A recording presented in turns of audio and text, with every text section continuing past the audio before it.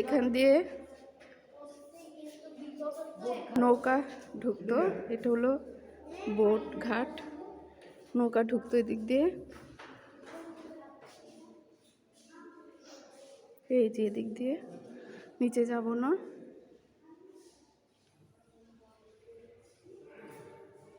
এখানে সিঁড়ি আছে, নৌকা দিয়ে এসে যে সিঁড়ি দিয়ে উপরে মহলে আসতো।